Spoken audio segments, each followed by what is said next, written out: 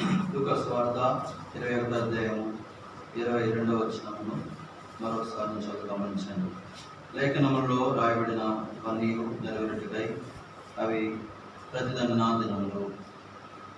ఈ వాక్య భాగం దేవుడు దీవించును గాక. పిల్లరా, మరి యేసు ప్రభువు వారు భూమి మీద 2020 సంవత్సరాల క్రితమై జన్మిస్తూ వచ్చినారు.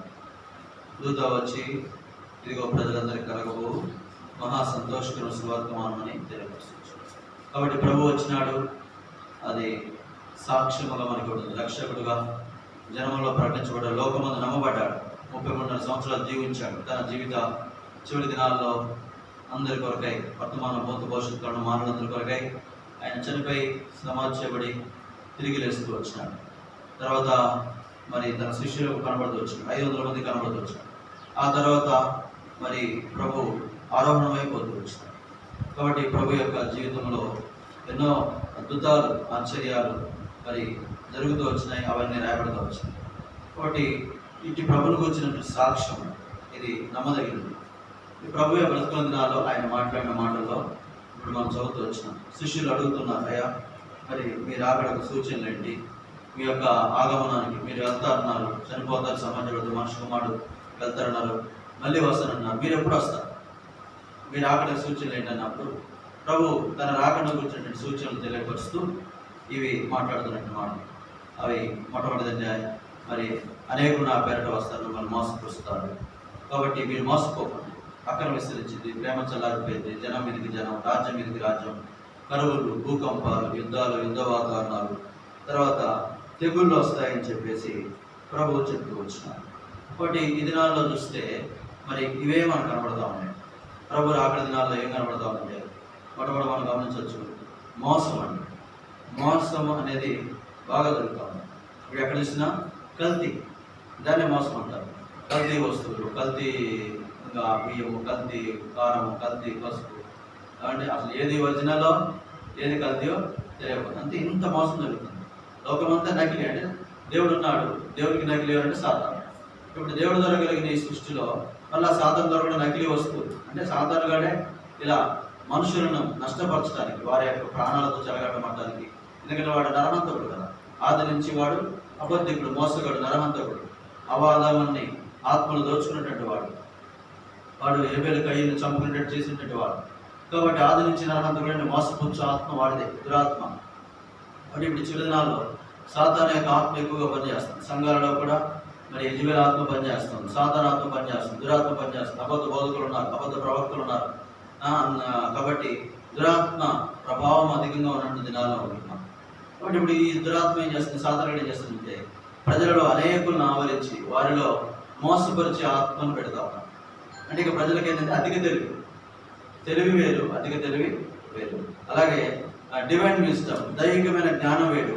డీమన్ నాలెడ్జ్, దెయ్యముల జ్ఞానం వేరు. దేవుని జ్ఞానం ఉంది, దెయ్యముల జ్ఞానం ఉంది. దేవుని శక్తి ఉంది, దైవ శక్తి ఉంది. దేవుని అద్భుతాలు ఉన్నాయి, దైవ అద్భుతాలు ఉన్నాయి. దేవుని సృష్టి ఉంది, దైవం కూడా ఆ సృష్టిని ప్రతి సృష్టిగా మార్చి పాడు చేస్తూ ఉన్నారు. కాబట్టి ఇప్పుడు ఈ లోకంలో ప్రమాదకరమైన దినాల్లో మనం ఉన్నాం. ఎంత ప్రమాదకరమైన దినాలంటే ఏ క్షణంలో ఏం జరిగిందో, మానవుడి యొక్క జీవితం ఎంత క్షణభంగురమో ఇప్పుడు అర్థమవుతా ఉంది. మానవుడికి ఎంత నష్టం పొంచి ఉందో, ఎంత ప్రమాదం ఉందో. కాబట్టి ఇంతలో కనబడి అందులో మనకి ఈ మనుషుని కొరకు సర్వ సృష్టిలో ఎన్నో మార్పులు, ప్రకృతి వైపరీత్యాలు, ఎన్నో ప్రమాదాలు, ఎన్నో రకాలైనటువంటి పిల్లల భయంకరమైన దినాలు మనం చూస్తున్నాం. ముందు దినాలు ఇంకా చూడబోతాం. వీటన్నిటిని బట్టి అంటున్నాడు ప్రభు, ఇవి లేఖనాలలో రాయబడిన నెరవేర్చే కొరకు అవి ప్రతిదండన దినాలు. ఇలా ఏ దినాలు అంటే మనం ఉంది ఇప్పుడు. కాబట్టి దినములు చెడ్డవి, మంచి దినాలు కాదు. పౌలే ఆనాడే చెప్పినాడు తను సేవ చేసిన దినాలను ఎఫెసీ పత్రిక 5:15లో, దినములు చెడ్డవి కనుక మీరు సమయమును పోనీయక సద్వినియోగపరచుకుంటూ అజ్ఞానులే కాక జ్ఞానులు నడుచుకుంటూ జాగ్రత్తగా. ఇప్పుడు మనం జాగ్రత్త పడవలసిన అవసరం వచ్చింది. దినాలు చెడ్డ దినాలు, ఇవి ప్రతిదిన దినాలు. ప్రసంగి అంటాడు దుర్దినాలు రాకముందే అంటాడు. కాబట్టి ఇప్పుడు భక్తి చేసే దినాల కంటే కూడా భక్తిలో మరి తప్పిపోయే దినాలు ఎక్కువ. భక్తి అంతగా చేసే దినాలు లేవు. దుర్దినాలు వచ్చినాయి, చెడ్డ దినాలు వచ్చినాయి, అపాయకరమైన దినాలు వచ్చినాయి, అంత్య దినాల్లో అపాయకరమైన పరిస్థితులు వచ్చినాయి. కాబట్టి మనం ఈ దినాల్లో ఉన్నాం. అయితే మరి మనకు సంఘం ఇచ్చినాడు, వాక్యం ఇచ్చినాడు, సేవకులు ఉన్నారు. కాబట్టి ఈ దినాలలో మనము విశ్వాసమందు నిలబడము. అదే అంటాడు ఎబ్రీ పత్రిక 10:37-38 చూస్తే, ఇక కాలం బహు కొంచెంగా ఉన్నది, వచ్చుచున్నవాడు ఆలస్యం చేయక త్వరగా వచ్చును. అయితే నా ఎదుట నీతిమంతుడైన వాడు విశ్వాస మూలముగా బ్రతుకుతాడు. విశ్వాస మూలంగా జీవించాలని 4 సార్లు రాబడింది ఈ వాక్యం. హబక్కూ 2:4 రాబడుతూ వచ్చినది. అలాగే రోమా 1:12 రాబడుతూ వచ్చినది. అలాగే గలతీ 3:11 కూడా రాబడుతూ వచ్చినది. ఎబ్రీ 10:38 కూడా రాబడుతూ వచ్చింది. ఎందుకంటే ఇది ఇక ప్రభు రాకడ కాలం. ప్రభు రాకడ కాలము సాతాను యొక్క పోకడ కాలము సంభవిస్తుంది. వాడికి సమయం కొంచెమే, వాడు పాతాళంలోకి వెళ్ళవలసిన పరిస్థితి వచ్చింది. అంటే వాడికి సమయం కొంచెం తెలుసుకుని ఏం చేస్తాడంటే బహు వేగంగా క్రూరంగా మన మధ్యకి వచ్చినాడు. మన మీద మరి ప్రతాపం చూపిస్తూ ఉంటాడు. మన మీద విరోధిగా మనం ఎవరిని మిరుగుదినా అని మనకు విరోధి అయి గర్జిస్తూ మనల్ని వ్యాధుల బారిన, రోగాల బారిన, సమస్యల బారిన, ప్రమాదాల బారిన పడేస్తూ మనల్ని యోగ చుట్టూ కంటి తీపిచ్చేస్తూ మనకు కాపుదల లేకుండా, భద్రత లేకుండా, మనకు కూడా కరోనా వచ్చినట్టు చేస్తూ, మనకు కూడా ప్రమాదాలు వచ్చినట్టు, రోగాలు వచ్చినట్టు, చచ్చిపోయేటట్టు అనేక రకాల క్రూరంగా ఉండి మన విశ్వాసానికి అగ్ని వంటి పరీక్షలు పెడతాం. అయితే మనం నీతిమంతులం కాబట్టి, విశ్వాసం మనకు వాక్యానుసారంగా బ్రతుకు, వాక్యమే మనం బ్రతికించింది కాబట్టి, ఆత్మీయంగాను శారీరకంగా మనం బ్రతికించేది జీవవాక్యము కాబట్టి ఈ వాక్యాన్ని మనం విడవకూడదు, వాక్యాన్ని విడిచిపెట్టకూడదు. కాబట్టి నీటి కాలంలో నాటబడి చెట్టు వల్ల ఉండాలంటే దివారాత్రులు మనం ఏం చేయాలండి? వాక్యం ధ్యానించాలి. రెండోది మొరపెట్టుకోవాలి, వాక్యానుసారంగా ప్రార్థన చేయాలి. వాక్యం ధ్యానించాలంటే ఇప్పుడు సమయం చూడండి, సాతాను గడు ఏం చేస్తున్నాడంటే ఈ తెగులు విస్తరింపజేస్తా ఉన్నాడు. దేవుడు అనుమతించాడు, సాతాను ఏం చేస్తున్నాడు? విస్తరింపజేస్తా ఉన్నాడు. కాబట్టి ఇప్పుడు మనం ప్రార్థనలకు సమయం లేదు, వాక్యం వినడానికి సమయం లేదు. చూడండి ఎంత తొందరపడాల్సి వస్తుంది, ఎంత వేగపడాల్సి వస్తుందో. కొన్ని సంఘాలు అయితే ముయ్యపడతా వచ్చినాయి. ఆన్లైన్లోనే ఎవరు వచ్చేది లేదు, ఎవరు వినేది లేదు, ఏ కూడికలు లేవు, ఏ ప్రార్థనలు లేవు, ఏ ఆరాధనలు లేవు, ఏ సువార్తలు లేవు. మరి ఇప్పుడు ప్రభు వస్తే ఇంకా మన విశ్వాసం ఉన్నామా లేదా? అది చూడండి ఎంత భయంకర దినాలు. కాబట్టి ఇవి ప్రతిదండన దినాలు. కాబట్టి ఈ ప్రతిదండన దినాలట ఏర్పరచబడిన వారి నిమిత్తం తక్కువ చేయబడాలంటే మనం ప్రార్థించాలి. మార్కు సువార్త 13:20 ఆ దినాలు తక్కువ చేయబడకపోతే ఏ శరీరం కూడా తప్పించుకోలేడు. గర్భిణీ స్త్రీలకు పాలు ఇచ్చే వారికి శ్రమ. ఇప్పుడు చూడండి, కరోనా వచ్చింది, గర్భిణీ స్త్రీ కొంతమందికి కరోనా వచ్చింది, లోపల శిశువు అయిపోతుందో తెలియదు, ఈ అమ్మకి ఏమైతే తెలియదు, ఈ బ్రతికితో బతకడం తెలియదు. గర్భిణీ స్త్రీలకు పాలు ఇచ్చే వారికి శ్రమ. ఆ దినాలు కనుక తక్కువ చేయబడకపోతే, కరోనా తక్కువ చేయబడకపోతే ఏ శరీరం కూడా. కాబట్టి మనం ఇప్పుడు ఏం చేయాలంటే ఏర్పరచబడిన వారిని మనం దావీదు అంటాడు 106వ కీర్తనలో 4-6 దేవా నీవు ఏర్పరచుకున్న వారి క్షేమం నేను చూచు, నీ స్వాస్థ్యమైన వారితో నేను కూడి కొనియాడినట్లు నీ ప్రజలేందు నీకున్న దయ చొప్పున నన్ను జ్ఞాపకం చేసుకో. అయ్యా ప్రతిదండన దినాల్లో ఉన్నాం, మమ్మల్ని జ్ఞాపకం చేసుకో. నీ స్వాస్థ్యమైన వారితో మేము కూడాలి, మేము కొనియాడాలి, మేము ప్రార్థన చేయాలి అంటే నీ దయ లేకపోతే మేము. కాబట్టి 119:15 నీ సేవకుడు బ్రతుకున్నట్టు నీ దయారసం నేడల చూపు. దేవుని దయ ఆయుష్కాలం ఇచ్చింది. దేవుడు మనం బ్రతికేది దేవుని దయ ద్వారానే. సేవకుడైనా విశ్వాసైనా ఎవరైనా దేవుని దయారసం. అందుకని దయా కిరీటం మనకి ఇచ్చినాడు. మరి దయా కిరీటం అయితే 2021 పొందుకున్నాం, కానీ 2020 కరోనా పోయింది అనుకున్నాం, మరలా సెకండ్ వే అంటున్నారు, ఇంకోటి థర్డ్ వే అంటున్నాడు, ఇంకోటి ఫోర్త్ వే కూడా ఉంటుంది. మరి ఇవన్నీ ఇట్లా వస్తే మనం తప్పించుకున్నాము. ఏర్పరచబడిన మన నిమిత్తం ఆ దినాలు తక్కువ చేపట్టుకోరకై. కరోనా దినాలు కాదు ఇవి, కనికరము గల దినాలు, కృపగల దినాలు అని ఉన్నాం. దేవుడు మరలా మనల్ని కనికరించాడు, మరలా కృప చూపినాడు అని చెప్పేటట్టు కొరకై మనం ప్రార్థన చేయాలి. మనం ఎంత సమయం మనం దేవుని కొరకు కేటాయిస్తున్నాం, మన ప్రార్థన కొరకు ఎంత సమయం కేటాయిస్తున్నాం ఆలోచించండి. మరి కరోనా వచ్చింది, వాళ్ళకి వచ్చింది, వీళ్ళకి వచ్చింది, బాధపడుతున్నాం, చెప్పుకున్నాం, ఫోన్ చేసుకున్నాం, మరి కానీ మనం ప్రార్థన చేస్తున్నామా? ఇలా మన వాక్యం ధ్యానిస్తున్నామా? ఇప్పుడు సేవకుడు వచ్చి ఇక్కడ కూర్చొని వాక్యం చెప్పే పరిస్థితులు, అక్కడికి ఇక్కడ ప్రయాణం చేయాలనే 50 దినాలు ఆపుతారేమో, ఎక్కడికి వెళ్తున్నామే అంటారు, లాక్డౌన్ అంటారు. ఒక లాక్డౌన్ పడకపోయినా ఏ సేవకుడైన మనిషే కదండి, విశ్వాసైన మనిషి, ప్రాణభయం ఉంటుంది.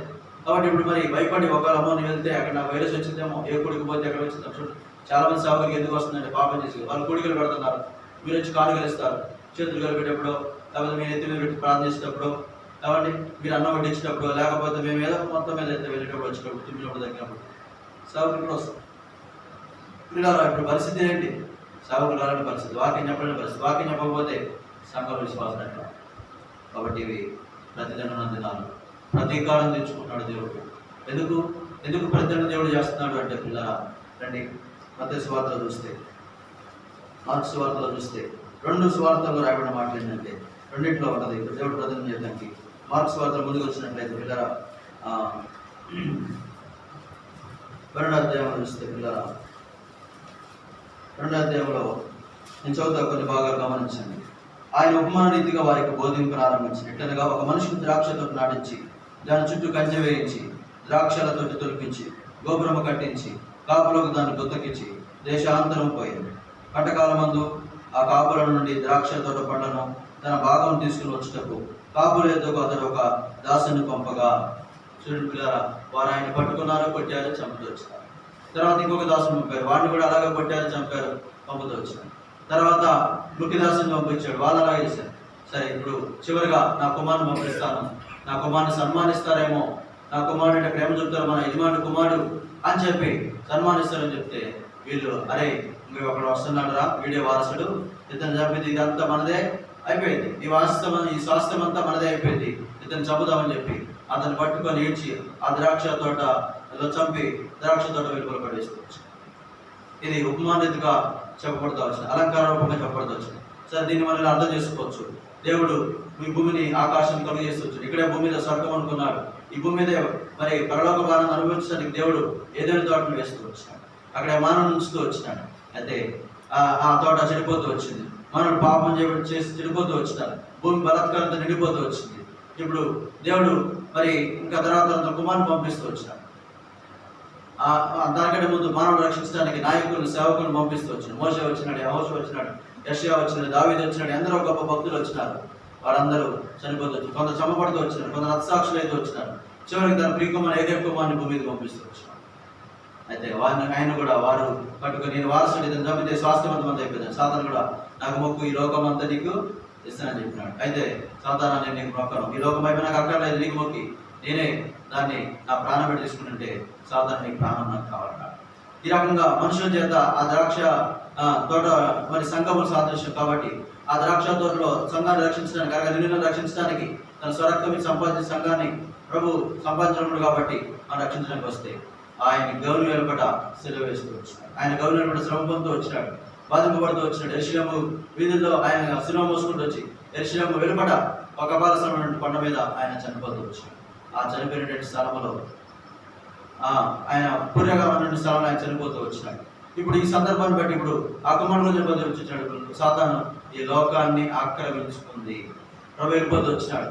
ఇప్పుడు ఈ కార్యాలను బట్టి తన కుమారుని, తన దాసుని, తన పనివారిని చంపినందుకు దేవుడు అంటారండి. ఇప్పుడు మత్తయి వార్త 22వ అధ్యాయం చూసినట్లయితే దండులను పంపిస్తూ వచ్చినాడు. మత్తయి వార్త 22వ అధ్యాయం 7వ వచనం. కాబట్టి రాజు కోప్పడి తన దండను పంపి ఆ నరహంతకులను సంహరించి వారి పట్టణము తగలబెట్టించను. ఎందుకు? తన దాసులను చంపినందుకు, తన యొక్క మరి సేవకుడు, తన కుమారుడు ప్రియకుడు యేసుక్రీస్తు వారిని చంపినందుకు.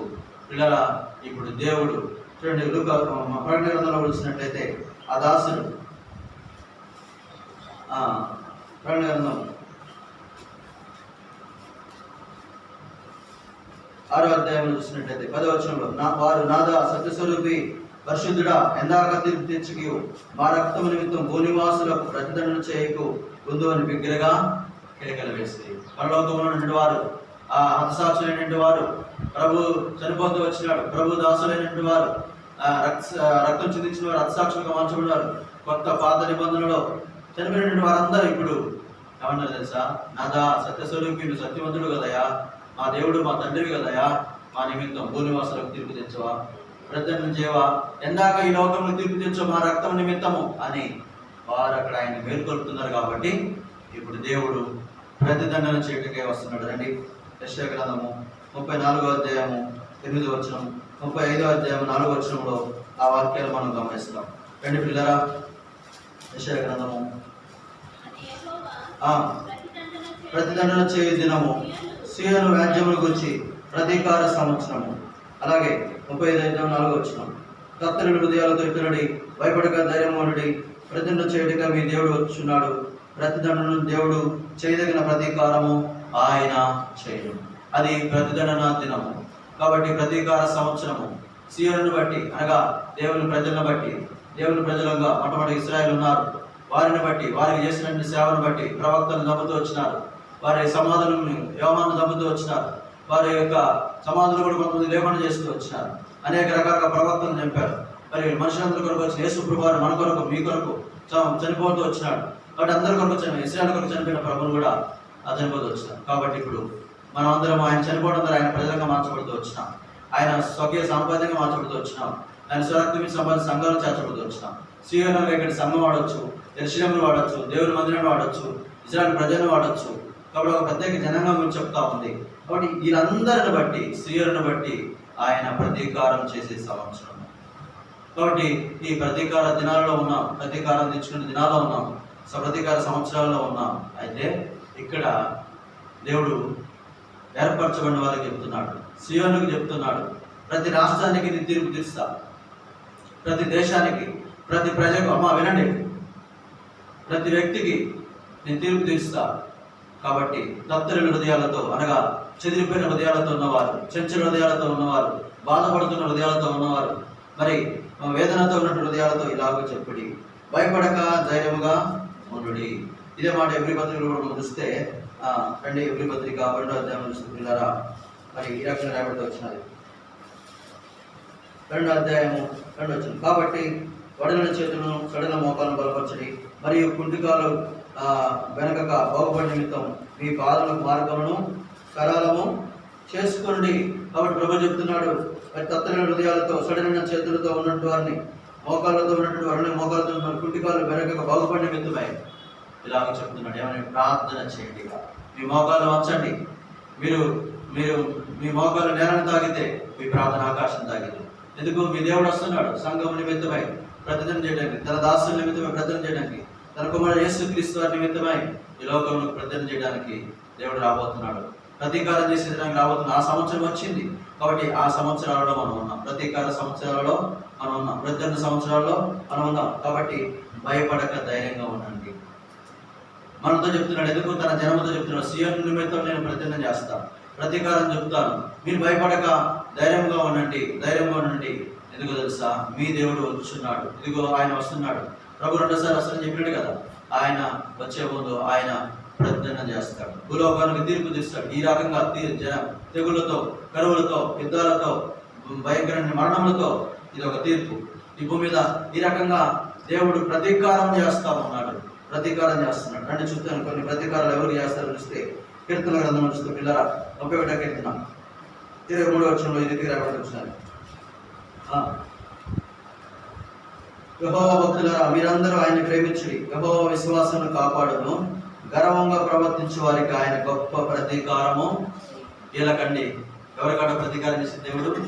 భూమి మీద ఎవరైతే గర్వంగా ప్రవర్తిస్తారో, ఎవరైతే గర్వంలో తెలుగుంటారో, ఎవరైతే గర్వంలో కంఠాహారంలో ధరించుకుంటారో, ఎవరైతే గర్వంగా మాట్లాడతారో, ఎవరైతే వాళ్ళ గౌరవం బట్టి అతిశయిస్తూ ఉంటారో, ఇదిగో ప్రతిదనం చేయడానికి మీ దేవుడు వచ్చున్నాడు. ప్రతీకార సంవత్సరం వచ్చింది. కాబట్టి యెహోవా భక్తులారా, మీరందరూ ఆయన్ని ప్రేమించండి, విశ్వాసులను దేవుడు కాపాడుతాడు. అయితే ఇప్పుడు ఎవరికాట ప్రతీకారం?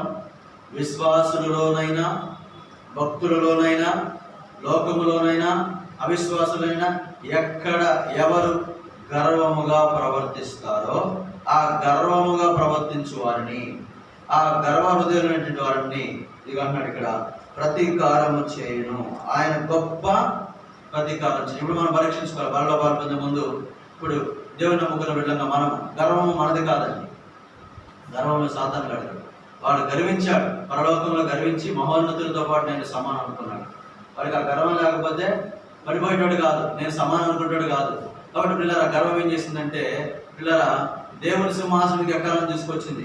గర్వం ఏం చేసిందంటే, ఆయనకంటే నాకంటే గొప్పతనం ఏముంది, నేనే సమస్య నిర్వహిస్తుంది అనుకున్నాడు. గర్వం ఏం చేసిందంటే, ఇక మరి ఆ యొక్క వ్యక్తిని ఆ మనసులో గర్వించిన కారణం చేత పాతాళంలో ఒక మూలకు నెట్టివేయబడాల్సి వస్తుంది. కాబట్టి మనసులో గర్వించినట్టు అంటారు, బయటకు కనపడగలిగిన కొంతమంది మాటల్లో గర్వం చూపిస్తారు, కొంతమంది ప్రవర్తనలో గర్వంగా ప్రవర్తిస్తారు, కొంతమంది చూపుల్లో అప్పుడు చూసేది కూడా గర్వం చూస్తారు, కొంతమంది మనసులో గర్విస్తారు. సరే, సాతాను మనసులో గర్వించి పాతాళంలో ఒక మూలకు నెట్టివేయబడుతూ వచ్చినాడు. ఇప్పుడు వాడు కూడా మనుషులకు ఏం చేస్తాడంటే, వీరుడు గర్వించండి, దేవుని మీద గర్విస్తాం, భర్త మీద గర్విస్తాం, భార్యల మీద గర్విస్తాం, పిల్లల మీద గర్విస్తాం, ఏమండి మన బల గర్వాన్ని బట్టి అతిశయిస్తాం. చూడండి, చాలా రకాలైన గర్వాలు ఉన్నాయి. లేవియకాండం చూసినట్లయితే 26వ అధ్యాయం, లేవియకాండం 27 పొందవచ్చు. ఇది రాయబడి వచ్చినది. మనుషులు గర్వించేది ఏంటంటే బలగర్వం అన్నమాట. అక్కడ 26:19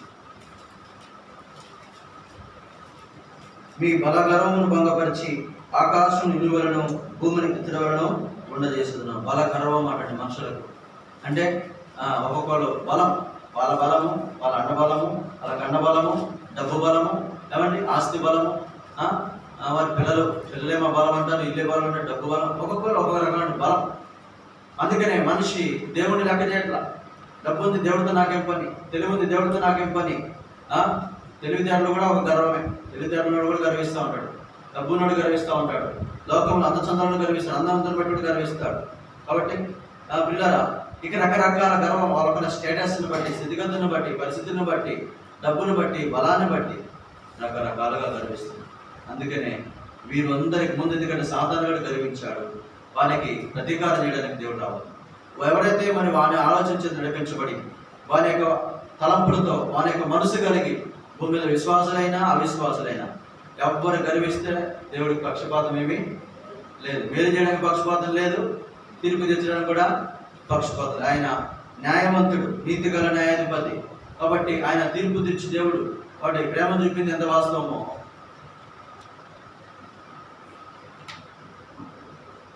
తీర్పు తెచ్చాడు కూడా అంతే వాస్తవం. ఆయన ప్రేమను బట్టి తగ్గించుకున్నాడు, శిలువ మరణ పద్ధతికి విధేయత చూపినాడు, దీన మనసు కలిగి ఉన్నాడు, సాత్వికుడిగా ఉన్నాడు, మనకు రక్షణ ఇచ్చాడు. మరి ఇప్పుడు అదే ప్రేమను రుచి చూసిన మనం కూడా ఎలా ఉండాలి? ఇప్పుడు ప్రభువా నీ అడుగు జాడలో నడుస్తాను, నీ మనసు, నీ దీన మనసు, నీ తగ్గింపు, నీ విధేయత, నీ వినయము, నీ యొక్క నమ్రత, నీ మాదిరి నేను కలిగి జీవిస్తున్నాను అనే వారము మన విశ్వాసం ఉంటారు. అయితే నేడు విశ్వాసులలో కూడా ఇలా చాలా మంది గర్వించే వాళ్ళు ఉన్నారు. ఒకవేళ వారు మంచి బోధకులైతే ఆ మంచి బోధన బట్టి, మంచి సేవకులైతే వాళ్ళ సేవ పరిచయను బట్టి, సంఘాలను బట్టి, విశ్వాసాన్ని బట్టి, డబ్బును బట్టి, వాళ్ళ తలాంతులను బట్టి, వాళ్ళకున్నటువంటి వాయిద్యములను బట్టి, డబ్బు వాళ్ళకున్న వెహికల్స్ని బట్టి, వాళ్ళ పెద్ద సంఘములు కూడా డబ్బు దాన్ని బట్టి కూడా ఏం చేస్తూ ఉంటారు? గర్విస్తారు. అయితే ఎక్కడైనా సరే మనలో గర్వం పనిచేసే అవకాశం ఉండొచ్చు. సాధారణ ఇక్కడ పెడతాడు మనకి. ఎక్కడ కొంతకాలం తర్వాత వచ్చి స్థిరపడిన తర్వాత మనసును గర్వించి ఆయన ఇచ్చినట్టే నొసటి కుష్టి చచ్చిపోవచ్చు. స్థిరపడిన తర్వాత కొంతమంది గర్వం వచ్చింది, అంతా బాగున్న తర్వాత గర్వం వచ్చింది, భక్తులు ఎదిగిన తర్వాత గర్వం వచ్చింది. ఏదో ఒక రకంగా పిల్లరా గర్వములో ఒక్కొక్కసారి సాతాను ఒక్కొక్కసారి మనల్ని పడవేసే అవకాశం ఉంటుంది. దాని ద్వారా ఏమైందంటే దేవుడు భంగపరుస్తాడు. ఆ గర్వం కలిగిన వారికి, ఆ గర్వ హృదయులకు ప్రతీకారం చేసిన దేవుని వాక్యం సెలవిస్తాను. ఇంకా చూసినట్టు చూస్తే పిల్లరా సమూయేలు గ్రంథంలో, మొదటి సమూయేలు గ్రంథం 2:3 చూస్తే అన్నా చెప్తా ఉంది, ఇలా ఆరాధిస్తూ ఉంది. మొదటి సమూయేలు గ్రంథం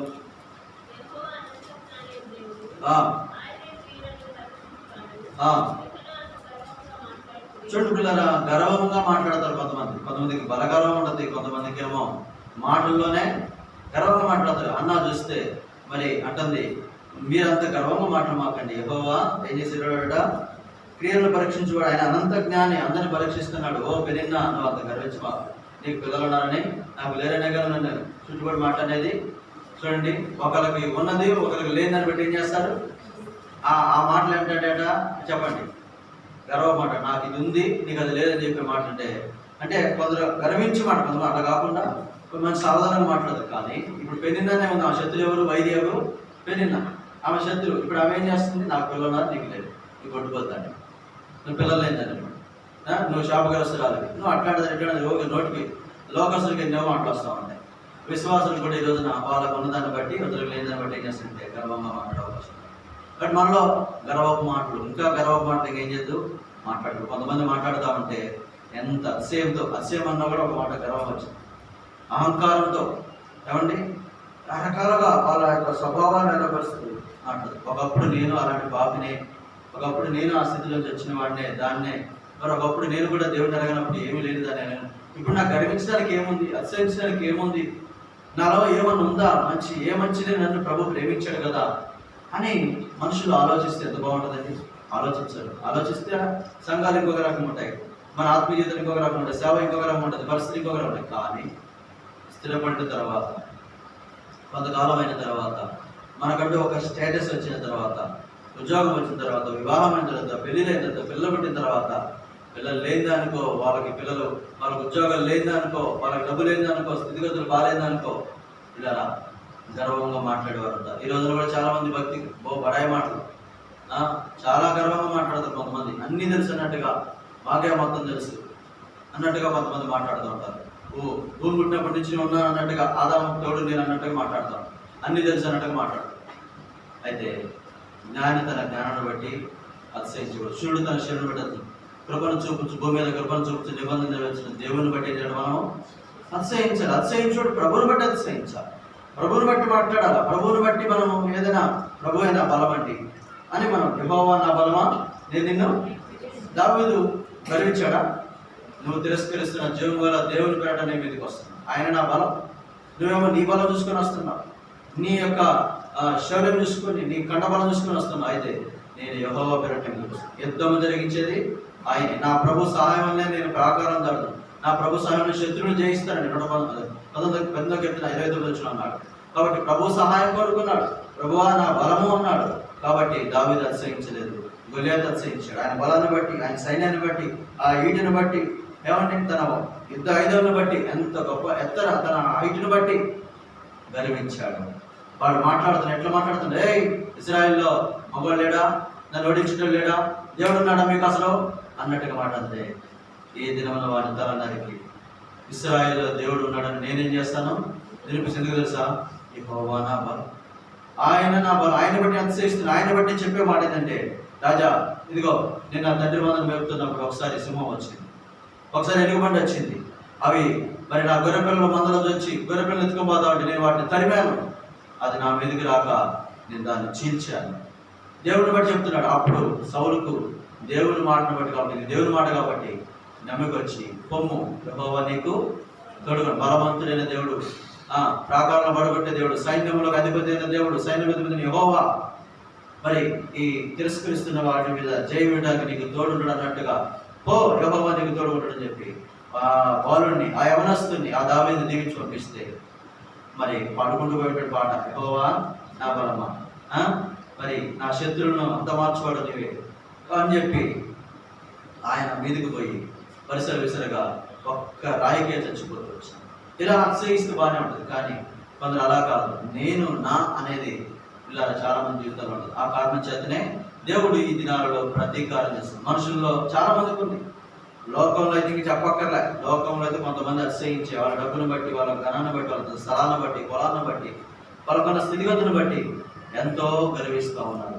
వాళ్ళ గర్వమును, వారి మాటలను దేవుడు విన్నాడు. కాబట్టి భూమి మీద ఏం జరుగుతుంది? ఇప్పుడు చెప్పండి, ఏం జరుగుతుంది? ప్రతీకారం జరుగుతూ ఉంది. కాబట్టి మనము అవిశ్వాసుల వలె మాట్లాడకూడదు.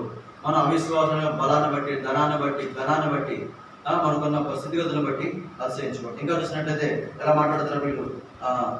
17వ కీర్తన 10వ వచనం అండి. 17వ కీర్తన 10వ వచనం.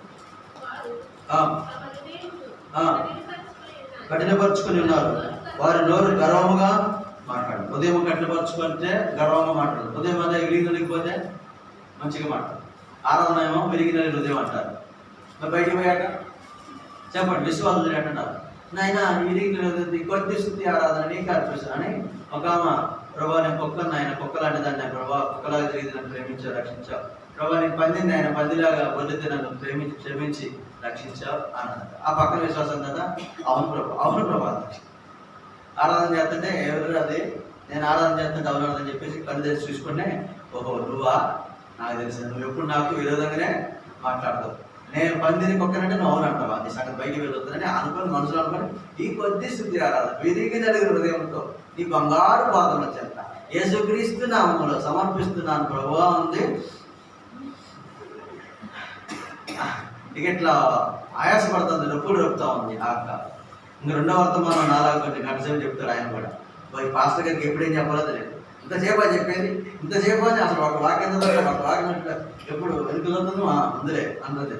ఇక మొత్తం మీద ఆరాధన బలలో అట్లనే కోపంతో బలలో పాల్పొంది, ఆవేశంతో బలలో పాల్పొంది, చూసింది బెగబట్టింది. మొత్తం మీద ఆరాధన అయిపోవాలనే మీరందరూ ప్రార్థన చెప్పుకోతే ఆ మాత్రం నేను పోయిందా వాళ్ళని చెప్పేసుకొని పోయి జుట్టు పట్టుకొని, ఏమే నేను కుక్కన నువ్వెప్పుడు చూసి వ్యతిరేకంగా, ఏమే నీ పందిన నువ్వెప్పుడు చూసి నేను బలంగా, నువ్వే కాదు, నేనేదో దేవుని దగ్గర తగ్గించుకొని అందరు చేస్తున్నారని నేను చేసా, నువ్వు నేను కుక్కనంటే అవును ప్రభు అంటావా, నేను పందిని కూడా ఉన్నానుట, నువ్వు కుక్కవే, నువ్వు పందిని జుట్లు పట్టుకొని అక్కడ పోయాడు.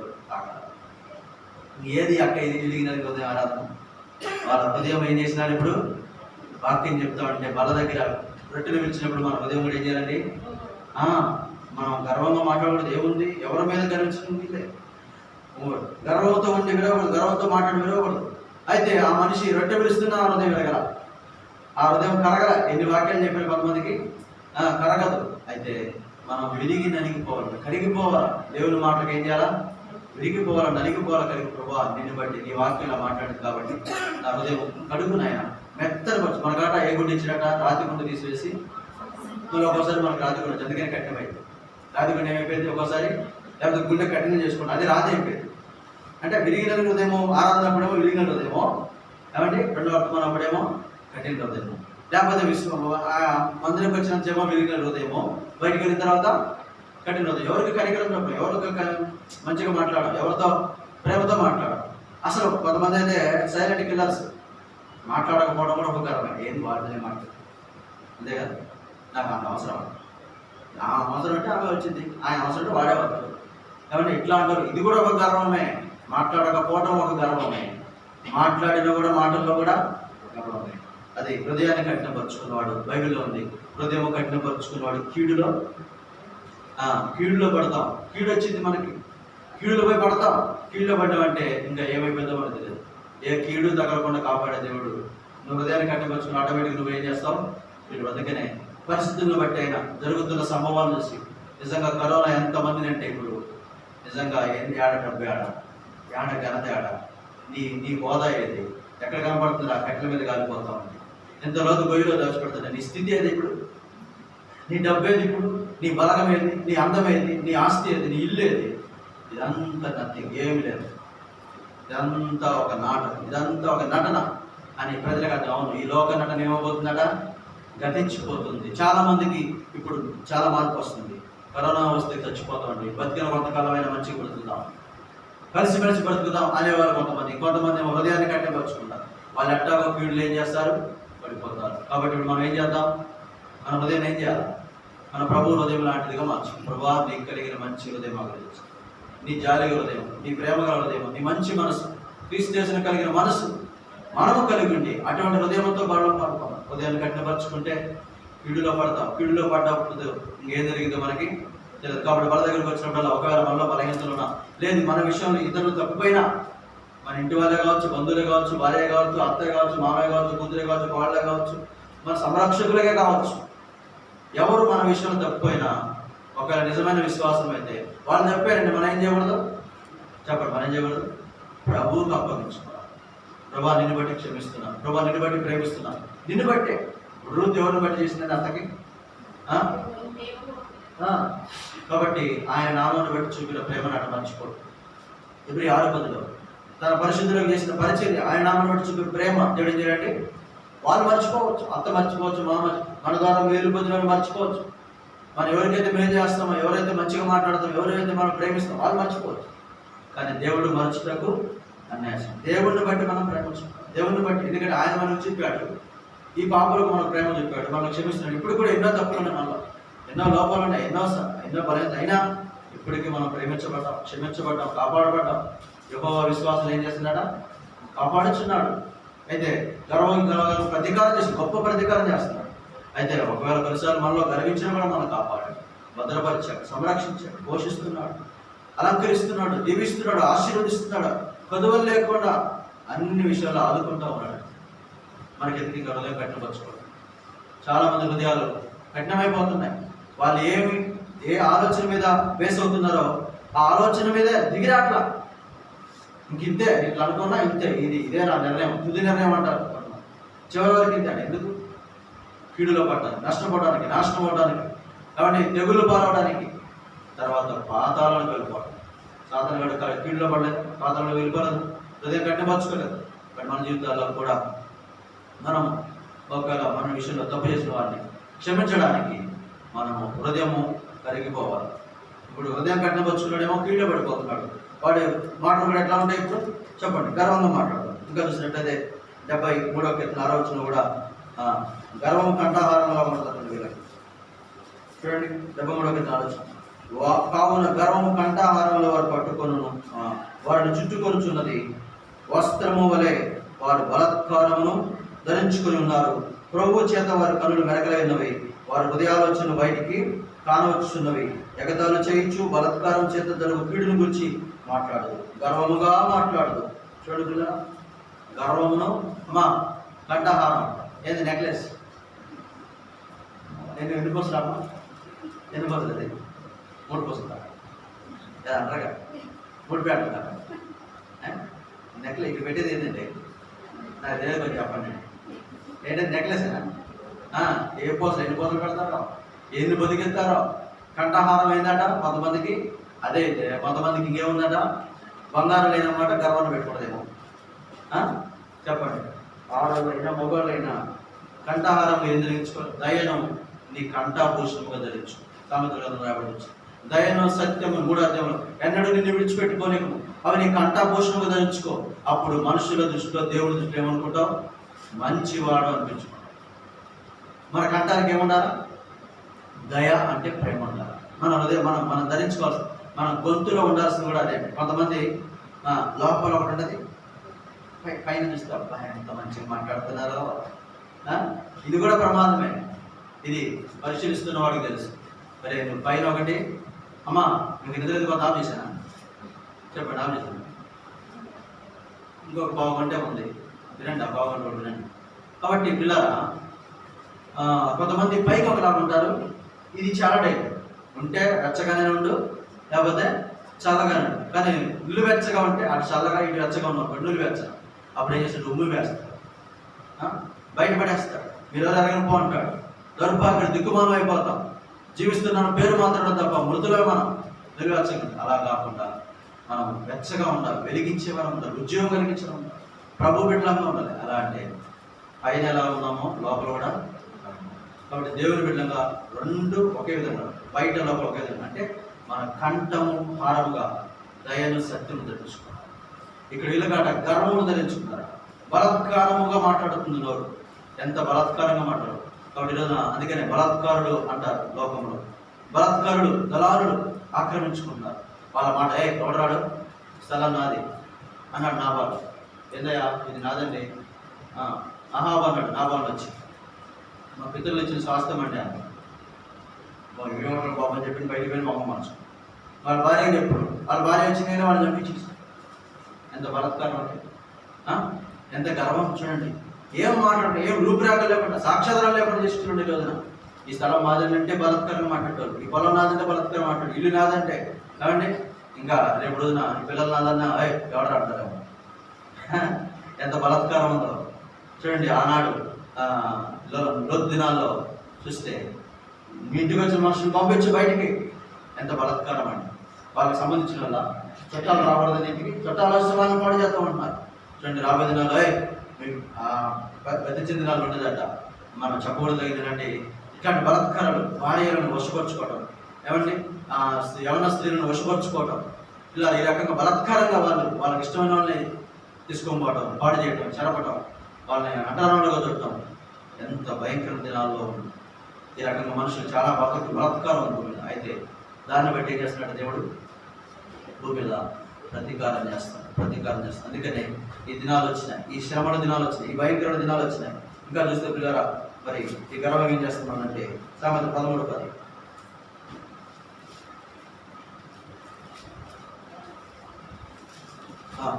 త్వరగా గర్వం వలన చూడండి పిల్లల, గర్వం వల్ల ఏమొస్తాయిగా చెప్పండి. ఇక మనం గర్వంగా మాట్లాడినా, గర్వ హృదయంతో ఉన్నా, గర్వంగా ప్రవర్తించిన, కంఠాభూషణ ధరించుకున్నా, ఈ మనిషి అంత గర్వంగా మాట్లాడిందండి అని ఇక అవతల మనిషి ఏం చేస్తాడు? తగ్గించుకునేటోడు కూడా, తగ్గించుకునేది కూడా అమ్మా నిద్రపోతుంది. ఏం చేస్తారు? గర్వం వల్ల ఇక జగడాలు పోతాయి. ఇంట్లో ఎందుకు జగడాలు వస్తాయి? ఒకరి గర్వము బట్టి ఇంకొకరికి ఏమైందంటే ఓపిక పోయి జగడాలు వస్తాయి. అయితే మనం అలాంటి పరిస్థితులు తీసుకోవడం. ఒకవేళ మనలో కనుక గర్వం అంటే ఈ పరిస్థితులకి దారిస్తాం. ఇంకా జగడాలు, ఇంట్లో జగడాలు పెట్టుకుంటే సంఘంలో ఏమైనా ఆరాధిస్తాం చెప్పండి. సంఘంలో పోయి జగడాలు పెట్టుకుంటే బయట ఏమైనా సాక్ష్యం ఇస్తాం. అమ్మో ఇక్కడ ఈ సంఘాలు చూడండి కొట్టుకుంటారు, కేసులు ఎక్కుతారు. నాది నాది అంటారు. మళ్ళీ నీది ఈ లోకంలో ఏది లేదని పాడతారు. అది బయటికి పోతేనేమో దీన్ని ఇది కాదు ఈ లోకం మందంతా ఈ సంఘం నాది గౌనుగా నీకేముంది రాపో అంటారు. ఈ సంఘం నాది, ఈ ప్రజలు నావాలి, ఈ డబ్బులు నాయి, ఈ సీటు నాది, ఈ పదవి నాది, ఈ చైర్మన్ పదవి నాది. అవండి ఎన్ని గొడవలో ఈ రోజున నాది నాదంటూ వాదనేది. ఏది నీది కాదుగా అని ఎరగలేకపోతున్నాం. వాదములు, జగడాలు, గర్వమును బట్టే. అయ్యా తగ్గించుకోరాదా పోద్దుగా అంటే ఎందుకు తగ్గించుకోవాలండి? వాడిదేముందండి ఇక్కడ?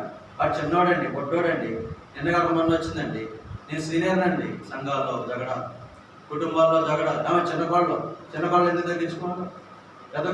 నేను పెద్దదానండి, పెద్దకోళ్ళు తగ్గించుకోవాలి, చిన్నకోళ్ళు తగ్గించుకోవాలి. చిన్నకోళ్ళు తగ్గించుకో, నేను తగ్గించుకోవాలి, కొత్త కోళ్ళ అవసరం దేని బైక్. ఎన్ని జగడాలో, ఇంట్లో ఎన్ని గొడవలు. తగ్గించుకుంటే పోలా, ప్రభు చూసుకోండి కదండి. అవును పిల్లలు వద్దు, మనం దేవుని బిడ్డలం కాబట్టి మనల్ని బట్టి దేవుని నాకు మన జన్మ మధ్యలో అవమానపరచుకునే అవకాశం, దూషించబడే అవకాశం. అలా కాకుండా ప్రభువా నీకు కలిగిన అంటే మనం మాదినే జగడాలు రావు. ఇక్కడ గర్వము ప్లస్ వినయం. నాశనం ముందు గర్వం ఉండదు, పడిపోవడం ముందు అహంకార మనసు. అయితే వినయ మనసుకు ఘనత ఉంటుంది. ఎవరు గర్వం విడిచిపెడతారో వాళ్ళకి ఘనత ఉండదు, ఎవరు గర్విస్తారో వాళ్ళకి నాశనం ఉండదు. కాబట్టి పిల్లరా, మనం ఇప్పుడు గర్వం వల్ల జగడాలు పడుతుంది. సంఘాలలో జగడాలకు కారణం ఇవే. ఒకరికొకరు తగ్గించుకోకపోవడం. ఈయన పెద్దోడలేండి, ఈయనకు లోపడదాం లేదు. కొన్ని దేవుడు ఈయన ఏర్పరచుకున్నాడు, ఈయనకు లోపడదాం లేదు. దేవుడు ఇతన్ని అభిషేకించినాడు. ఇతను చూడండి పిల్లరా, ఆ రోజున మోషేతో అంటాడు దేవుడు, మోషే నీ మీద ఉన్న ఆత్మ యెహోషువ మీద వచ్చినట్టు, నీకున్న ఘనత యెహోషువకు వచ్చినట్టు అందరి ఎదురు అతన్ని అభిషేకించి చేతులు పెట్టు, జ్ఞానాత్మకుడు అవుతాడు, ఘనత పొందుతాడు. ఇప్పుడు నీకు భయపడినట్టు మోషేకు యెహోషువకు కూడా భయపడినట్టు చెప్పు. నా మాట ఎట్లంటున్నారో, నాకెట్లా భయపడుతున్నారో ఆయనకు కూడా, యెహోషువ కూడా భయపడింది. యెహోషువ మీద కూడా నా ఆత్మ ఉంది, దేవుని ఆత్మ ఉంది అని చెప్పమని ఎందుకు చెప్పినాడంటే, అలా చెప్పకపోతే జగడాలు వస్తాయి. నేనెంత యెహోషువ అంతే కదండి. అంటే మనం సమానత్వమే. సహోదరులు అంటే ఒక తండ్రికి పుట్టిన పిల్లలు అందరూ సమానం కదా. ఒకరిని ఎక్కువ ఒకరిని తక్కువ చేస్తే ఏమైంది చెప్పండి? ఒకరిని ఎక్కువ ఒకరు తక్కువ చేస్తే ఇద్దరు ఆడపిల్లలు ఉన్నారు, ఒక ఆమె చీర కొన్నది, ఇంకొక ఆమె కొనలేదు, ఏమైంది? గొడవలే, జగడాలు వస్తాయి. కాబట్టి దేవుని ఆత్మ 11 మంది ఉన్నారండి, మీకు 20 మంది ఉన్నారు, శిష్యులు 11 మంది. వీళ్ళందరి మీద దేవుని ఆత్మ దిగి వచ్చింది. దేవుని ఆత్మ నింపడినప్పుడు 11 మందిని నిలిచారు. అపోస్తలుల గారు వాక్యం చెప్పడానికి 11 మందిని నిలిచి 11 మందితో పాటు పేతురు ఇప్పుడు మాట్లాడు. అందరు నిలబడ్డారు, 11తో పాటు పేతురు నిలబడి వాక్యం బోధిస్తారు. అంటే వీరందరూ సమానం, నా వెనకాల వీరు ఉన్నారు, వీరు నాతో పాటు ఉన్నారు. అయ్యసన్న గారు అంటాడు, నాతో పాటు ఉన్నారు తప్ప నా కింద లేరన్నాడు. ఒకరి కింద పనిచేయాలంటే ఎట్లా చెప్పండి? ఒకరి కింద పెట్టుకుని మనం బయట ఎట్లుంటుంది? వాడు ఒక రోజు పడేస్తాడు కింద. కాబట్టి సమానంగా ఉన్నాం అనుకోండి, అప్పుడు పడవాలి. ఈరోజు నేను మాట్లాడుతూ రేపు ఇది మాట సమానత్వం, సహోదరత్వంలో సమానత్వం. కాబట్టి ఒక తండ్రి పిల్లలు ఎలాగైతే సమానమే, ఆస్తిలో సమభాగం ఉండదు లేదా, అలాగే దేవుని ప్రజలకు మనందరూ సమానమే. అందుకనే భక్సింగ్ గారు 3 మాటలు చెప్తారు. దేవుని సంఘములో అందరూ అవసరమైనడిగా దేవుని రక్షించబడిన వాళ్ళు అందరికీ అమూల్యమైన రక్తమే చిందించు కదండి, అందరికీ ప్రశస్తమైన రక్తమే, నిర్దోషమైన నిష్కమైన రక్తం చిందించబడినప్పుడు వాడు తక్కువ, వీడు ఎక్కువ, వాడు ఆ కులం, వీడి కులం, వీడి పెద్ద, వీడి చిన్న, ఏమిటి లేదు, సమానత్వమే, సహోదరత్వం. అయితే దేవుడు కొందరిని అపోస్తలు గాను, కొందరు ప్రవక్తలు గాను, కొందరిని ఉపదేశకులు, కొందరు కాపరులుగా, సువార్తగా పెట్టాడు గాను, వారి వారి స్థానాలలో వారు నిలిచి ఉండి పరిచయం చేయాలి. స్థానం వరకు ఎక్కడ మనకి ఎదిగిన తర్వాత ఏం చేయాలి? సమానమే, సహోదరత్వమే. అలా లేకపోబట్టి అక్కడ ఉన్న వాళ్ళు ఇల్లు కోరుకోవడం, ఇక్కడ ఉన్న వాళ్ళు అక్కడ ఉన్న వాళ్ళు నిలబడిగా చూడటం వల్ల జగడాలు ఉంటుంది. ఎందుకు ఇదంటే గర్వం, జగడం వల్ల గర్వం, సంఘాల పరిస్థితి, కుటుంబాల పరిస్థితి, ఇంకా బయట ఇంకా సమాజంలో అయితే అబ్బో పదవుల కోసం ఎంత గొడవలో, ఎంత రాద్ధాంతమో, ఎంత గర్విస్తున్నారో మనుషులు. ఈరోజున ఎంత గర్విస్తున్నారు, ఎన్ని గొడవలండి. చూడండి, రాజకీయాల్లో అయితే మస్తు గొడవలు, ఏమో తెచ్చుకుంటారు, ఏమో విమర్శించుకుంటారు, భయంకరమైన పరిస్థితి. అవి చూసి మనవాళ్ళు కూడా ఒకరికొకరు వర్గాలు అయిపోయినాయి. పౌరువాడు, కేపవాడు, టీఆర్ఎస్, వైఎస్ఆర్సీపీ, టీడీపీ, కాంగ్రెస్ అన్నట్టుగా మనలో కూడా గ్రూపులు, మనలో కూడా సంఘాలు, మనలో కూడా విభేదాలు, మనలో కూడా భేదాలు. అందుకొరకే ప్రతిదనం చేస్తాను. దేవా మా దేశాన్ని కనికరించవండి. ఏంటి కనిపిస్తాడు? ఒరే నువ్వు గర్వం తగ్గించుకోవాలి. దేవా మా ప్రార్థన ఆలకించి నేను ఎందుకు ఆలకించాను వెంటనే ఉన్నా. కానీ మీ పరిస్థితులు చూస్తే చూస్తూనే ఉన్నా, బాగలేదు పరిస్థితులు. హృదయాలు చూస్తున్నా, హృదయాలు బాగలేవు. హృదయాలు ఏమైపోతున్నాయి? దేవాలయాలు ఈరోజున ఈ దేహాలు పాడైపోతున్నాయి, ఈ మందిరాలు పాడైపోతున్నాయి. మందిరాల్లో గొడవలు ఏంటండి? మందిరాల్లో విభజనలు ఏంటండి? మందిరాల్లో వర్గాలు ఏంటండి? ఒక వర్గం సొసైటీని, ఒక వర్గం ట్రస్ట్ అని. ఈ పాడైపోట్ల మందిరాలు ఇక్కడ ఉంది ఆ భేదం. అందుకనే భేదములు అనే మాట శరీర కార్యాలు. గలతీ పత్రికలో మీరు చూడండి 5:20 కూడా పంపించడంలో శరీర కార్యాలు స్పష్టమై ఉన్నవి. అవి ఏమనగా జాగ్రత్తలు, దమ్మతులు, నరహత్తులు, ఇవే కాదు, భేదములు కూడా. భేదం అంటే ఈయన చిన్న సేవకుడు, ఆయన పెద్ద సేవకుడు, ఈయన ఒక సంఘం, ఆయన ఒక సంఘం, ఈమె ఒక కులం, ఆయన ఒక కులం, ఇట్లా పెద్ద కులస్తులకి ఏమన్నాం? ఎక్కడ ఉందండి కులం? చెప్పండి. నేను ఒక మాట చెప్తానండి ఖచ్చితంగా. మనలో ఉన్న ఆత్మ కులం ఉందా? రక్తానికి కులం ఉందా? ప్రాణానికి కులం ఉందా? మనసుకు కులం ఉందా? హృదయానికి ఉందా? ఉన్నదల్లా ఒక శరీరానికి. శరీరము కేవలము నిష్ప్రయోజనం కదా. ఇది మన్ను, మంటికి రంగులు, నల్లడైతే నల్లడైతే, తెల్లడైతే తెల్లడు, అంతే తప్ప ఇంకా లేదు.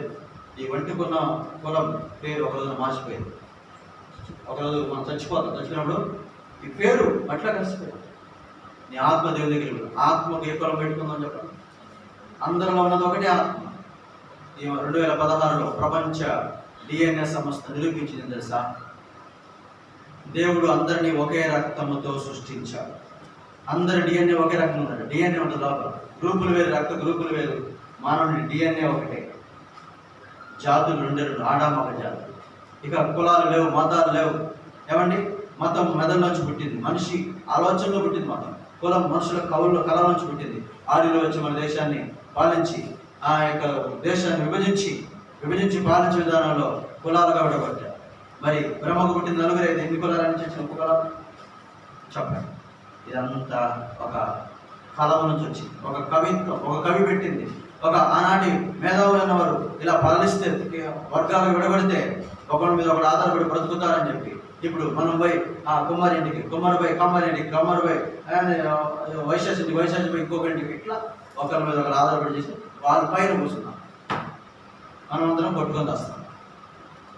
ఈ రకంగా వర్గాలు, సంఘాల్లో కూడా మా కులస్తులు, మా మతస్థులు, మా సంఘం, మాది గర్వం. వేదాలు ఈ వేదాలు ఏమంటే ఇవి శరీర కార్యాలు. వేదం ఉంటాను వీళ్ళ ఎవరి విషయంలో మనం ఏం చేయకూడదు. అందరూ యేసుక్రీస్తు అందరికీ ప్రభు, అందరూ ఒకటే శరీరం. బాప్తిసం ఒకటే, సహవాసం ఒకటే, విశ్వాసం ఒకటే, దేవుడు ఒకటే. ఏమండి? సంఘం ఒకటే, సార్వత్రిక సంఘం. మనం అందరం ఒకటే భాష, ఒకటే జనము. ఆదికాండం 11 కదా. అది దేవుడే చెదరగొట్టాడు. మరలా ఇప్పుడు ఒకటే సంఘం కట్టాడు. ఆయన మన భూమికి వచ్చి అందరిని ఏం చేసినాడు? తెల్లని నల్లని యూదులని గ్రీసేసినాడు. భేదం లేక ఒక్క ప్రభు, అందరికి ప్రభు ఇవ్వండి, తనకు ప్రార్థించేవారు అందరి కృప చూపు. ఒక్కడే ప్రభు, ఒకటే సంఘం. సంఘంలో ఇక భేదాలొద్దు, సంఘంలో ఇక వర్గ భేదాలొద్దు, పోరొద్దు. గర్వం అంటే ఇవన్నీ వస్తాయి. భేదాలు పెట్టుకొని ఇక జగడాలు పుట్టించుకుంటాం. ఈ జగడాల వల్ల పిల్లల సేవకు ఎంతో నష్టం, సంఘానికి ఎంతో నష్టం, పరిచర్యకి ఎంతో నష్టం, పరిస్థితులు ఎంతో తారుమారైపోతాం. కాబట్టి వీటిని మనం మానుకుందాం. ఇంకా చూసినట్లయితే 16వ అధ్యాయంలో సామెతలోనే 10 నాశనకు ముందు గర్వం నడుచును, పడిపోవడానికి ముందు అహంకారం మనసు. అదే 16లో చూస్తే 5లో చూస్తే గర్వ హృదయులందరూ యెహోవాకు గర్వ దేవుడు అంటాడు. హేయులు అంటే ఇంకా అసహించుకుంటాడు దేవుడు. ఇప్పుడు అసహించుకుంటాడు, పరలోకమైన తర్వాత కూడా అసహించుకుంటాడు. మీకు ఏ మేలు చేయడు, గర్వం కలిగిన వాడికి ఏ మేలు చెడు. కాబట్టి మనం గర్వంగా ఉండకుండా వినయ మనస్కులుగా ఉందాం. ఇంకా వచ్చినట్టయితే పిల్లరా, ఇదే సామెత 29-23 చూస్తే వినయ మనస్కులు కనుక గర్వం ఉన్నాం. చూడండి 29-23. ఎవరి గర్వం వాన్ని తగ్గించును, వినయ మనస్కుడు ఘనతను. ఎవరి గర్వం ఏం చేస్తాడు? వాడిని తగ్గించి వేస్తాడు. జాగ్రత్త. నీకు గర్వం అంటే దేవుడిని ఏం చేస్తాడంటే తగ్గించేస్తాడు. అదే వినయం ఉంటే దీనిలను తగిన సమయంలో దేవుడు చేస్తాడు, హెచ్చిస్తాడు.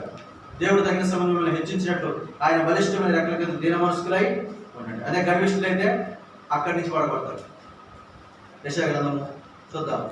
కొన్ని వచనాలు చూసుకొని ముగించుకు టైం అయిపోతా ఉంది. 2వ అధ్యాయము 11 వచనం. యెషయా గ్రంథము 2:11. నరుల అహంకార దృష్టి తగ్గింపబడును, మనుషుల గర్వము అనగదొరకబడును. అలాగే 17 వచనం కూడా మాట ఉంటుంది. మనుషుల గర్వము తగ్గింపబడును, అప్పుడు నరుల అహంకారం అనగదొరకబడును, మనుషుల గర్వము తగ్గింపబడును. మనుషుల గర్వం ఏం చేస్తాడా? తగ్గింపబడిద్దాట. ఒక రోజున ఇదే యెషయా గ్రంథంలో చూస్తే పిల్లరా 37వ అధ్యాయంలో అశ్షూరు సంకరేపు రబ్షాకతో పలికించి మాట్లాడతాడు. దేవుని మీద గర్వించాడు. అర్పాదు దేవతలు ఈ యొక్క దేవతలు ఏమన్నీ చేతులు రక్షించినాయి. ఇదిగో హిజ్కియా మాట చెప్పి మీరు మోసపోకండి, హిజ్కియా మిమ్మల్ని మోసపుచ్చుతున్నాడు, ఏ దేవుడు నా చేతుల నుంచి రక్షించాడు, మీ దేవుడు మీ మీద మీకు బొమ్మన్నాడు కాబట్టి మీ దేవుడు మిమ్మల్ని రక్షించడు అని చెప్పి గర్వించి, దేవుని మీద గర్వించి మాట్లాడిన మాటలకి దేవుడు అన్నాడు చూడండి 23 వచ్చింది 37వ అధ్యాయం 23 వచ్చింది. నువ్వు ఎవరిని తిరస్కరించితివి, ఎవరిని దూషించితివి, నువ్వు గర్వించి ఎవరిని భయపెట్టితివి. ఇశ్రాయేలు పరిశుద్ధ దేవుడు నన్ను భయపెట్టేది, ఇశ్రాయేలు దేవుడి మీద నువ్వు గర్వించేది. అయితే ఇదిగో నీ గర్వం అద్భుతం చెప్పి చూడండి 29 వచ్చింది. నా మీద నువ్వు 1000 రంకెలు, నీవు చేసిన కలహము నా చెవులో వచ్చును, నా గాలము నీ ముక్కునకు తగిలించి, నా కళ్యము నీ నోటిలో పెట్టి నిన్ను మళ్లించదును, నీవు వచ్చిన మార్గాన్ని నిన్ను సంహారేపు రాలేదు. ఇది ఒక బాణం కూడా ప్రయోగించలేదు. దేవుడు ఆ రీతిగా కాపాడుతూ వచ్చినాడు. ఒక దూతను పంపించాడు. 1,75,000 మందిని హతం చేస్తూ వచ్చింది. 1,85,000 1,70,000 మందిని ఆ ఒక్క దూత సంహారేపు దండపేటలోకి వెళ్ళి పిల్లరా చూడండి 1,85,000 మందిని మొత్తినాడు. దేవుడు ఆ సందేహం రాలేదు. అతని గర్వాన్ని మొత్తినాడు. అతని అహంకార దృష్టి తగ్గిపడుతూ వచ్చింది. దేవుడి మీద కలహం, దేవుడి మీద దేవుడి మీద రంకెలు వేస్తాడు, దేవుని ప్రజల మీద వేస్తున్నాడు. సీయోనుని బట్టి ప్రతీకారం చేసే సంవత్సరం వచ్చింది.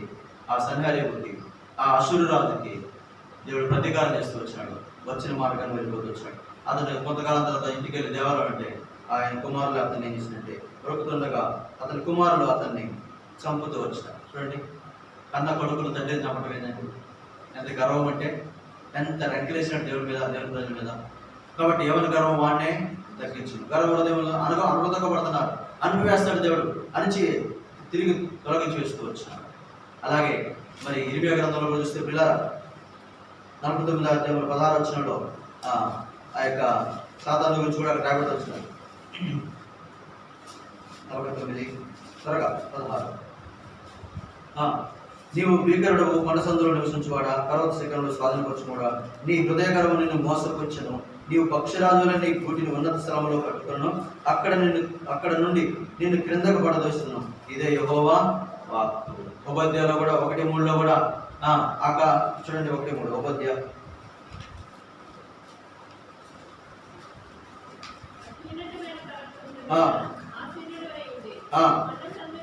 దూషించువాడా, నన్ను క్రిందకు పడదగలవాడు అనుకునేవాడా, నీ హృదయగర్వం చేత నువ్వు మోసపోతుంది. చూడండి ఎలా సాతాను ఎలా మోసపోయినాడు, ఎలా మరి హృదయగర్వంతో మోసపోతూ వచ్చినాడు, అనగదొక్కబడుతూ వచ్చినాడు. దేవుడు అక్కడి నుంచి కూడా ఏం చేసినాడ, నెట్టివేస్తుంది. గర్వమును బట్టి కోల్పోతూ వచ్చినాడు పరలోకాన్ని, పరలోక వైభవాన్ని. ఇప్పుడు మనం కూడా అటువంటి పరిస్థితులు ఉంటాయి. గర్వం అనుభవపడతా ఉంది, గర్వమును బట్టి ప్రతీకారం చేస్తూ ఉన్నాడు. ఇంకా చూసినట్లయితే దానియేలు గ్రంథంలో చూస్తే పిల్లరా 4వ అధ్యాయంలో దానియేలు చెప్తున్న మాట చూద్దాం. 4వ అధ్యాయము 37వ వచనం. ఈలాగు నెబుకద్నెజరు నేను పరలోకపు రాజు యొక్క కార్యములను సత్యములను ఆయన మార్గములు న్యాయములను అనియు గర్వముతో నటించు వారిని ఆయన అనపశక్తిమంతుడనియు ఆయన స్తుతించుచు కొనియాడుచు గణపరచుచున్నాడు. గర్వంతో నటించు వారిని ఏం చేస్తాడు? ఇప్పుడు అనపశక్తిమంతుడు, అందుకొరకై కొనియాడుతున్నాడు, స్తుతిస్తున్నాడు. కాబట్టి గర్వంగా ఏం చేస్తాడ? మోసపుచ్చిద్దట, గర్వము తగ్గించిద్దట, గర్వం వలన జగడాలు వస్తాయట. ఏమండి, గర్వం వలన మరి అహంకార దృష్టి వచ్చిద్దట. చివరికి గర్వం వలన అనపబడతాం. గర్వంతో నటించేవాడిని ఏం చేస్తాడ? అనపశక్తి, అనపదొక్కబడతాం, హెచ్చించబడం, రోజు రోజుకి అనపబడతాం. సార్ దేవుడే అణిచివేస్తాడు. సాతాను మనల్ని గర్వంతో హెచ్చిస్తాడు, గర్వించి అంటాడు, కంఠాహారంగా ధరించుకో అంటాడు, గర్వంగా మాట్లాడంటాడు. దేవుడేమో గర్విస్తావా, గర్వంగా మాట్లాడతావా, గర్వంగా చూస్తావా, నేను తగ్గించేస్తా, నిన్ను ఇక అనిపేస్తాను చెప్పి అనిపేస్తాను. కాబట్టి ఇప్పుడు దేవుని దృష్టికి, ప్రభు దృష్టికి మిమ్మల్ని మీరు ఏం చేద్దాం? తగ్గించు. సాధారణ అప్పుడు ఏం చేస్తానంటే వాడు పారిపోతాడు. విశ్వాసం అందు స్థిరంగా ఉండని ఏం చేయండి? ఎదిరించండి. ప్రభు దృష్టికి మిమ్మల్ని మీరు తగ్గించుకోండి. ప్రభు రెక్కల కింద దీనవలసుకులే ఉండండి. అప్పుడు వాడు మనల్ని ఏమి ప్రభు మాట వింటాడు. వీడు తగ్గించుకుంటాడు, దేవుని మాట బట్టి ఏం చేస్తాడు, విధేయత చెప్తాడు అని కొంతకాలం చుట్టూ తిరుగుతాడు. వాడు విశ్వాసం మన స్థిరంగా ఉండడం చూసి, అమ్మ వీళ్ళు ఎంత చెప్పినా గర్వించట్లేదు, ఎంత చెప్పినా మరి అతిశయించట్లేదు, ఇంకా ప్రభు ఎక్కడికి ఉన్నారు, ఇంకా దిన మనసుగా కలిగి ఉన్నారు, ఇంకా తగ్గించుకున్నారు, ఇంకా ఇంకా కాళ్ళు కట్టుకోవడానికైనా పోతున్నారు అని వాడు ఏం చేస్తాడుగా పారిపోతాడు. విశ్వాసం ముందు స్థిరంగా వాడిని తెలిస్తే వాడు పారిపోతాడు. ప్రభు మన దగ్గరికి వచ్చి ఇప్పుడు తగిన సమయంలో దేవుడు హెచ్చిస్తాడు. యేసేపు హెచ్చించాడు, దావీదును హెచ్చించాడు, ఎస్తేరును హెచ్చించాడు, పౌలు అపోస్తలుని భూలోకం తలకిందులో ఒకప్పుడు వారు విద్యలేని పాపాలు, ఇప్పుడు భూలోకాన్ని తలకిందులు చేసి ఒకప్పుడు చిన్నపిల్ల ముగిన పడలేదు, ఇప్పుడు వారిని దేవుడు హెచ్చిస్తే పేతురు అన్నాడు, తోటి పెద్ద నేను దేని మనసుకులు అన్నాడు. పేతురు కూడా తగ్గించుకున్నాడు. ఒక రోజున పౌలు ఇది తప్పు అని అంటే, పౌలు చిన్నవాడు ఎవరొస్తాడు, నువ్వు యూదులు బయట అన్ని జనంతో భోజనం చేస్తున్నావు, అక్కడేమో అన్ని జనంతో భోజనం చేయడం అవుతా అంటావు, ఏ మనిషి అని మాట్లాడితే మారు మనసుకుంది, పగబెట్టుకోవాలి. మనలో తప్పులు ఉంటే ఇప్పుడు ఏం చేయాలండి, ఎవరైనా చెప్తే ఏం చేయాలా, మనకు తెలియంది ఇంకొక తెలుసు, వాక్యం తెలుసు, చెప్తారు, సరి చేసుకోవాలి. అంతేగాని నీ సంగతి చూస్తారు, ఆ పెద్దలు పోలు ఇంకొంతమంది ఉండమంటావు ఆయన తర్వాత సందు చూసి ఇంకా స్కెచ్ గీసి ఆయన గురించి చెడ్డ మాట మాట్లాడుకోండి కాదు. అందుకని తోటి పెద్ద నేను దిన మనసును వస్త్రం ధరించుకున్నాను. నేను పెద్దనైనప్పుడు కూడా నాకు కలిగింది దిన మనసు. మీరు కూడా ఏం చేయండి, ఎదుటివనేలా దీన మనసును వస్త్రం ధరించుకోండి, తగ్గించుకోండి. దీనులను ఆదరిస్తాడు, దీనులను ఉన్నత స్థలంలో ఉంటారు, దీనుని హెచ్చిస్తాడు దేవుడు, కాబట్టి మనల్ని హెచ్చిస్తాడు. గర్వం అంటే ప్రతీకారం చేస్తాడు. దీనత్వంతో ఉంటే దేవుడు మనల్ని కాపాడు. దేవుడి వాక్యం దీవించి మనల్ని దీనుడుగా మార్చి మిగిలిన దేవుడితో జీవించి ఆరాధించి ప్రభు వల్ల కూడా మనం యోగ్యంగా పాల్పొందితే మన ద్వారా సంఘానికి, కుటుంబాలకు, సమాజానికి క్షేమం. దేవుడి వాక్యం దీవించి కాక.